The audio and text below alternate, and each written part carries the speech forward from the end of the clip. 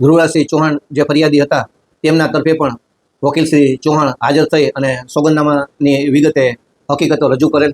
તેમજ આરોપીઓ તરફે પણ જે તે વકીલોએ રજૂઆતો કરેલ, જેને નામદાર કોર્ટે સાંભળેલી અને જ્યારે આજરોજ તેની મુદત હતી ત્યારે વિશેષ દલીલો અથવા રજૂઆતો કરવાની તબક્કે આ કામના આરોપીઓ તરફે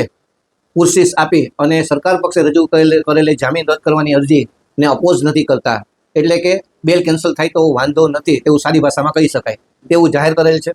અને રિમાન્ડ કામે જે રિવિઝન અરજી છે તેમાં પણ અપોઝ નથી કરતા, એટલે તેમાં પણ આગળની ન્યાયિક કાર્યવાહી અથવા પોલીસ કામગીરી હાથ ધરે તો વાંધો નથી એવું વિગતે પૂરશીશ આપી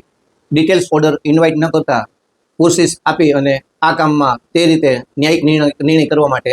રજૂઆત કરાયેલી છે, જેથી સાંજે આજે નામદાર કોર્ટ તે સંબંધે હુકમ ફરમાવશે. પણ આરોપીઓ જે રજૂઆત કરેલી છે તે જોઈએ તો આ કામે આરોપીઓના જામીન અપાયેલા છે તે રદ થાય અને તેને રિમાન્ડ અપાય તો વાંધો નથી તેવું જાહેર કરાયેલ છે. આ કામમાં પ્રથમથી જ બંધારણીય મુદ્દો કોન્સ્ટિટ્યુશનને લગતો હતો અને જે જજમેન્ટ નીચેની કોર્ટે લક્ષ્યમાં લીધેલું તે પછી નવું જજમેન્ટ નામદાર સુપ્રીમ કોર્ટે નવી પારડીવાલા સાહેબની બેચે આપેલી, તેમજ નાગપુર હાઈકોર્ટે પણ 25/8 તેને લગત જજમેન્ટ આપેલું. આ તમામ હકીકતો તેમજ ફરિયાદ પક્ષ એટલે આરોપી પક્ષે જે રજૂઆતો થઈ હતી કે ભાઈ આમાં કાયદાકીય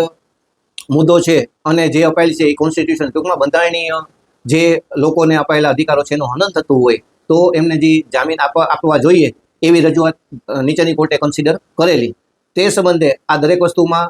દરેક સંજોગો સમાન નથી હોતા અને નવું જે જજમેન્ટ છે તેની હકીકત ધ્યાને લઈએ તો આવા ક્ષુલ્લક કારણોસર આવા ગંભીર ગુનામાં જામીન ન આપવા જોઈએ તેવી સરકાર પક્ષની જે રજૂઆત હતી તે બધું ધ્યાને લઈ અને આ કામમાં આજરોજ આ રીતે પૂરશીશ આપી અને બેલ કેન્સલ કરવામાં અને રિમાન્ડ આપવામાં વાંધો નથી તેવું જાહેર કરાયેલ છે.